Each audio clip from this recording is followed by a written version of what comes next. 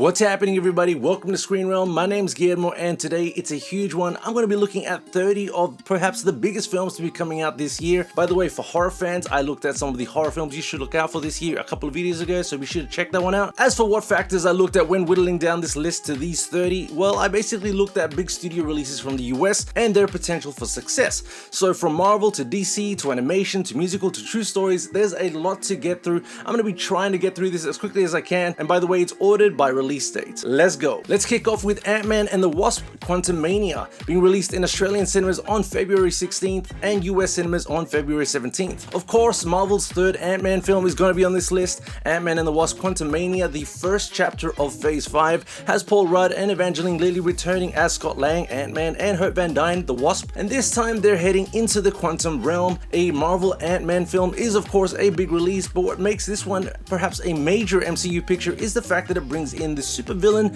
known as Kang the Conqueror, played here by Jonathan Majors. Just to give you an idea as to the importance of Kang, Phase 6's penultimate chapter will be Avengers: The Kang Dynasty, which will be hitting cinemas in 2025. Quantumania is directed by Peyton Reed, who's sticking with the film series after directing the previous two Ant-Man films. Creed 3 in Australian cinemas March 2nd and US cinemas March 3rd. The third Creed film and the ninth film in the overall Rocky franchise is going to be the first without Sylvester Stallone as Rocky Balboa. Star Michael B. Jordan is making his feature directorial debut with this high-profile picture. It brings back Tessa Thompson as Bianca, and Jonathan Majors plays the film's antagonist, Damien, a childhood friend of Creed's and former boxing prodigy who comes out of a long prison sentence with a hunger to prove his shot in the ring. So 2 months in a row as the bad guy for Majors. 65 in Australian cinemas March 9th and US cinemas March 17th. Adam Driver and dinosaurs. That's it. Take my money. This looks like a potentially very fun sci-fi adventure with Driver playing a pilot who crash lands on an unknown planet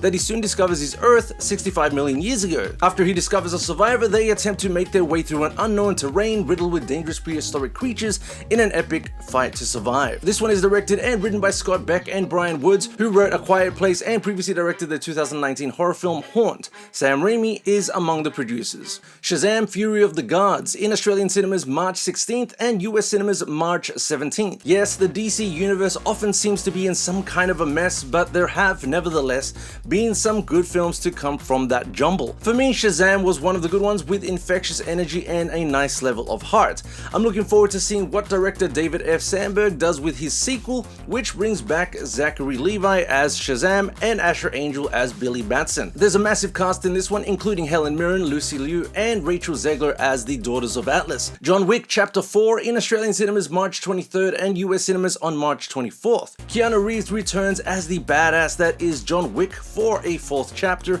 It's a franchise that's gone from strength to strength, in my opinion, getting more ambitious with its world building and its seriously jaw-dropping action sequences. Chapter 3 was absolutely insane. Chapter 4 is again directed by franchise helmet Chad Stahelski. A number of new faces joining the cast this time around, including Donnie Yen, Bill Skarsgård, and Scott Adkins, among others. Plus, there are the returning cast members, which include Lawrence Fishburne, Ian McShane, and Lance Reddick. The Super Mario Bros. Movie released in Australian cinemas on April 5th and US cinemas on April 7th. The classic video game franchise that is Mario gets its third feature film adaptation with this CG animated adventure. I wouldn't call myself a die-hard Super Mario fan, but I've certainly enjoyed a number of the Mario games over the years, and hell, there's just no secret how massive this brand is.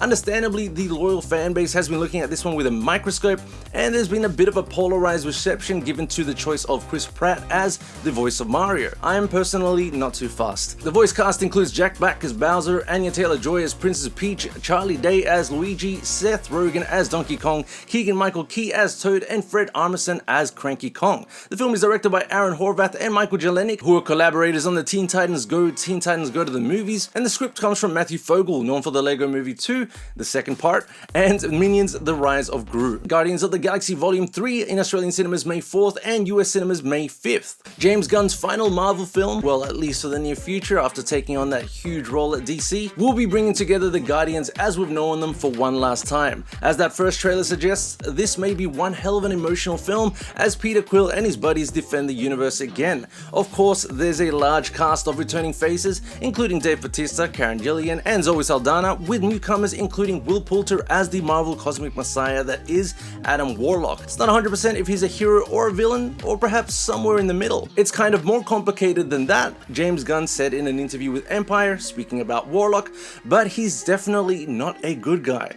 What we're seeing is the infant form of Warlock, newly out of the cocoon, and he does not understand life very well. He's basically a baby. It could be the very last time, or at least one of the last times, we see some of these cast members as these characters. Dave Bautista, for example, has made it pretty clear that he feels it's time for him to say goodbye to Drax. Fast X, or Fast 10, in Australian cinemas on May 18th and US cinemas May 19th. While I haven't loved all the films in this series, I've been a fan of the Fast and Furious franchise for quite a while now, and I've dug the over-the-top silliness that the films have embraced as it's progressed. 2021's F9, though, meh. The 10th Fast and Furious is boasting an absolutely massive cast. Not only do we have the usual returning players such as Vin Diesel, Michelle Rodriguez, Jordana Brewster, and Tyrese, among others, but this time you can add Jason Momoa as the villain, Brie Larson, and Jack Reacher star Alan Richardson. Charlize Theron, Ellen Mirren, Michael Rooker, and Scott Eastwood are also among those back. Now, if some of the reports on the film's budget are to be believed, Universal really needs this one to do well.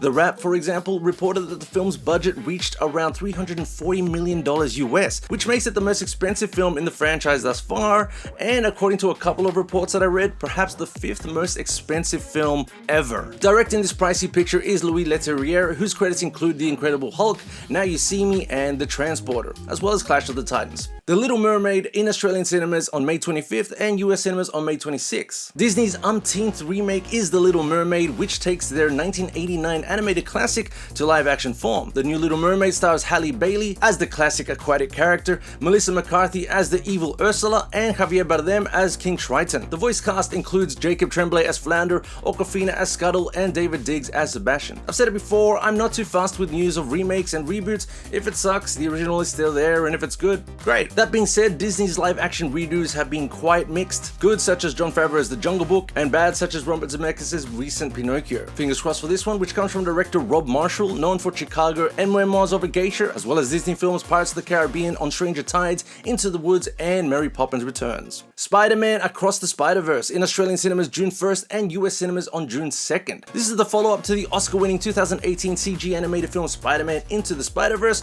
which I thought was absolutely fantastic. The visuals, the combo of animation techniques, it was an engrossing story. I'm trying to keep expectations in check, but I've got high hopes for this one, which finds Miles Morales across the multiverse on an adventure that pits him against other Spideys as they face a big new threat. Among the cast members and characters, Jason Schwartzman voicing the villain Spot, Oscar Isaac as Miguel O'Hara aka Spider-Man 2099, and Daniel Kaluuya as Hobart Brown aka Spider-Punk. Haley Steinfeld and Jake Johnson are among the returning cast, back as Gwen Stacy and Peter B. Parker respectively. Transformers Rise of the Beasts in Australian cinemas June 8th and US cinemas June 9th. The 7th live-action Transformers movie will be bringing together 4 factions of Transformers. Apart from the Autobots, we will have Terracons, the Maximals, and the Predacons. Admittedly, this probably means more to long-time Transformers fans than casual viewers, but for casual viewers, just know that the film's bringing in a number of new characters and designs to the overall universe. Anthony Ramos, Dominic Fishback, and Luna Lauren Velez are among the cast members playing human characters,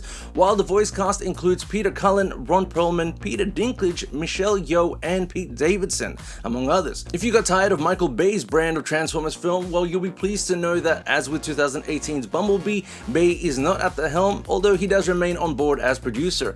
Directing Rise of the Beasts is Stephen Caple Jr., whose credits include 2018 sequel Creed 2 and 2016 crime drama The Land. The Flash in Australian cinemas on June 15th and US cinemas on June 16th. The Flash. Geez, talk about a big question mark on this list. This has been a long gestating project in the oh-so-bumpy DC universe. It took years and years to get off the ground, and then when a director was finally chosen, filming was finally underway, and all seemed to be getting kind of in order, star Ezra Miller's real-life behavior put a further smudge on what should have been a purely exciting chapter in the DCEU.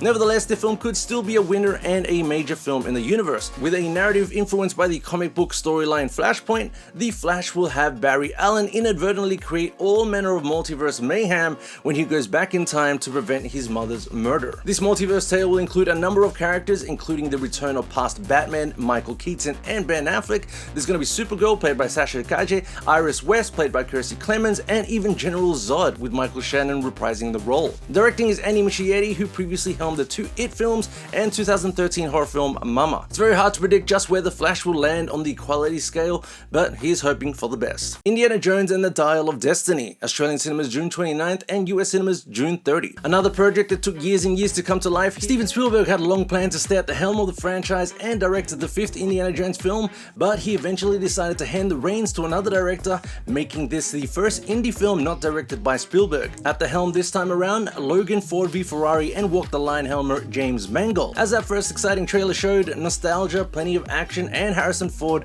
once again carrying the hat and whip. The franchise also gets a fantastic actor as its new villain, Mads Mikkelsen, playing a Nazi-turned-NASA employee. The impressive cast also includes Antonio Banderas, Phoebe Waller-Bridge, Boyd Holbrook, and John Rhys-Davies, who returns as Indy's buddy, Salah. Fingers crossed Indiana Jones and the Dial of Destiny has been worth the wait. Mission Impossible Dead Reckoning Part 1 in Australian cinemas July 13th and US cinemas July 14th. In my opinion, Tom Cruise's Mission Impossible film series is one of the rare franchises to have gone from strength to strength to strength. Chapter 7 is Mission Impossible Dead Reckoning Part 1. These titles are getting pretty long though. Director Christopher McQuarrie stays at the helm here after having directed Fallout and Rogue Nation. He's also directing Dead Reckoning Part 2. If you've read or heard about some of the production stories for this one, you'll know that it's been quite the task for McQuarrie and Cruise to navigate a world-hopping production through COVID limitations and a number of course, jaw-dropping stunts. Cruise is always looking to raise the bar on the stunt side of things, and Dead Reckoning will have one of his craziest exploits yet. You've probably seen the marketing for this sequence already. This time around, Cruise rides a motorcycle off a cliff. Yet another film with a big ensemble here. Joining Cruise are Haley Atwell, Ving Rhames, Simon Pegg, Rebecca Ferguson, Vanessa Kirby, Essay Morales, Pom Clementieff, Rob Delaney, Carrie Elwes, and Mark Gatiss, among others. Elemental in Australian cinemas June 15th and US cinemas June 16th. This Disney Pixar CG animation feature is set in a city where fire, water, land, and air residents live together. We follow a fiery young woman and a go-with-the-flow guy who are about to discover how much they actually have in common.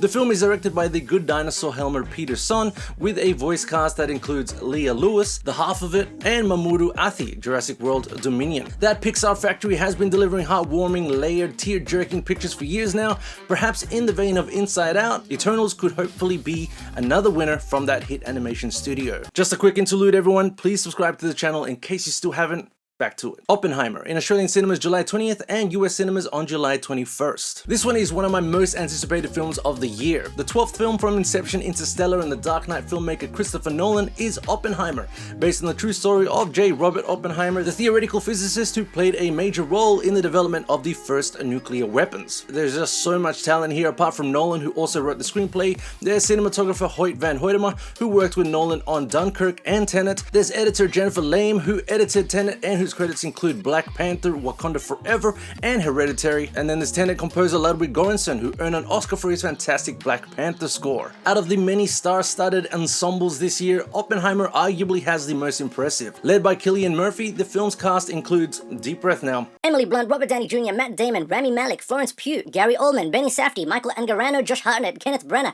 Jack Quaid, Casey Affleck, and Dane DeHaan, among others. Barbie in Australian cinemas July 20th and US cinemas July 21st. Yes, a Barbie movie, one that could very well be a huge hit, both critically and at the box office. Margot Robbie is playing Barbie, Ryan Gosling is playing Ken, a big supporting ensemble here as well, including Will Ferrell, Simu Liu, America Ferrara, Emma Mackey, Alexandra Shipp, Michael Cera, Issa Rae, and Kate McKinnon. Giving this film a surprising level of potential prestige is the decision to hire Greta Gerwig as director and co-writer. Gerwig, also an established actress herself, previously directed 2017's Lady Bird and 2019's Little Woman. She wrote Barbie's screenplay alongside Noah Baumbach, Gerwig's real-life partner and an acclaimed filmmaker in his own right, with credits including Marriage Story, Frances Ha, and The Squid and the Whale. I'm surprised with how intrigued I am to see this film. That Stanley Kubrick homaging teaser trailer was certainly an appealing way to kick off the marketing too. The Marvels in Australian cinemas July 27th and US cinemas July 28th. The third MCU film of 2023 is The Marvels, a sequel to the Brie Larson-led 2019 film Captain Marvel. Larson is back as Captain Marvel in a film that, as the title suggests, will also include at least 2 more Marvels. The film will also star Iman Belani as Miss Marvel, aka Kamala Khan, who had her own Disney Plus series last year, and Teyonah Parris as Monica Rambeau, the energy-absorbing sword agent we met in WandaVision. Samuel L. Jackson is also on board as Nick Fury, and Paris Parasite actor Park Seo-joon has been cast in a still undisclosed role. The Marvels is directed by Nia Da Costa, making her third feature film as director following 2021 horror sequel Candyman and 2018 crime drama Little Woods. Now aged 33, Nia is the youngest person to have ever directed a Marvel film. The Meg 2, The Trench, in Australian cinemas August 3rd and US cinemas August 4th. Badass Jason Statham is again facing an oversized marine predator in the sequel to 2018 sci-fi adventure The Meg. I had high hopes for that film. The potential of seeing Statham taking on a giant shark sounded absolutely awesome, but while the film was somewhat entertaining, I thought that it failed to really capitalize on that simple concept. And they really should have embraced a more brutal approach. We'll see what's in store here with the Meg 2 The Trench, which has an unexpected choice for director. Ben Wheatley, the English filmmaker known for much darker and less studio-driven pictures such as Kill List, Sightseers, and High Rise. Really not too sure what to expect with Wheatley at the helm of this film, but I'm hoping for a wild, ultra-entertaining ride. Teenage Mutant Ninja Turtles Mutant Mayhem, in US cinemas on August 5th and Australian cinemas September 7th. The TMNT franchise is getting another reboot following 2 live-action films. This time they're going with a CG animated feature coming from the Mitchells vs. the Machines co-director Jeff Rowe, who has also served as a writer on animated series Gravity Falls and Disenchantment. The script comes from Bad Neighbors 2 and Mike and Dave Need Wedding Dates writer Brendan O'Brien. And producing via their Point Grey Pictures production banner are Seth Rogen and Evan Goldberg. Gran Turismo, in Australian cinemas August 10th and US cinemas August 11th. A coming-of-age sports drama based on the hit video game series of the same name, the film is based on a true story of a teenage Gran Turismo player aspiring to be a real-life race car driver. The cast includes Achiro Madikwe, David Harbour, and Orlando Bloom, and the film's director is Neil Blomkamp, going for a bit of a different route after sci-fi films such as Elysium, District 9, and Chappie. Haunted Mansion, in Australian cinemas August 10th and US cinemas August 11th. This is Disney's second film based on their dark ride theme park attraction. Eddie Murphy starred in the first Haunted Mansion, which was a poorly received 2003 supernatural comedy. This new Haunted Mansion will have Rosario Dawson playing a single mom who moves into a surprisingly affordable New Orleans mansion with her young son. As it turns out, there's much more to this place than meets the eye. A nice lineup in the ensemble, including Lakeith Stanfield, Owen Wilson, Tiffany Haddish, Winona Ryder, Dan Levy, Jared Leto, Danny DeVito, and Jamie Lee Curtis. This is the third feature for director Justin Simeon, who previously directed 2020 horror comedy Bad Hair and 2014 dark comedy drama Dear White People, which he also adapted into a Netflix series. Blue Beetle, in Australian cinemas August 17th and US cinemas August 18th. Another film in the DC Extended Universe, and another one that I don't really know what to make of. At least there hasn't been too much of a storm surrounding this one. Blue Beetle will have Cobra Kai actor Solo Maridueña playing Latino DC character Jaime Reyes, who in the comics gains superpowers when an alien Blue Beetle scarab grafts onto him. The film's villain, Victoria Cord, will be played by Susan Sarandon. Directing is Puerto Rican filmmaker Angel Manuel Soto, who previously directed 2020 drama Charm City Kings and a small 2015 film titled The Farm. The Expendables 4, in Australian cinemas on September 21st and US cinemas on September 22nd. The fourth chapter in the Expendables action franchise will mark the final film in the series for Sylvester Stallone, who has led the franchise thus far and spawned it as director and co-writer of the first film. Jason Statham, who's been in the ensemble since the first, will be taking the lead of the franchise going forward, and he's also now serving as producer. It's a bit of a timely plot for this one, for better or worse. The film will have the Expendables drawn into a nuclear conflict between the United States and Russia. Eek. Another big cast coming together for Chapter 4. Apart from Stallone and Statham, the film brings back regulars Dolph Lundgren and Randy Couture, and among the new players, Curtis 50 Cent Jackson, Megan Fox, Andy Garcia, Tony Jaa, Jacob Scipio, and Levi Tran. The film's villain will be played by the Raid star Iko Uwais. Kraven the Hunter, in Australian cinemas October 5th and US cinemas on October 6th. A Sony Marvel film here with Aaron Taylor Johnson joining Sony's Spider-Verse as Marvel Comics character Kraven the Hunter, a big game hunter who's one of Spidey's many foes in the comics. Alessandro Nivola will be playing one of the film's villains. Fred Hechinger and Christopher Abbott are also baddies, playing Chameleon and The Foreigner respectively. The cast includes West Side Story Oscar winner Ariana DeBose as Calypso, a voodoo priestess and Kraven's love interest, as well as Russell Crowe and Levi Miller in undisclosed roles. Bit of a change of pace for director J.C. Chander, known for A Most Violent Year, Triple Frontier, Margin Call, and All Is Lost. Dune Part Two, in Australian cinemas cinemas November 2nd and US cinemas November 3rd. Another one of my most anticipated films is the second part of Dune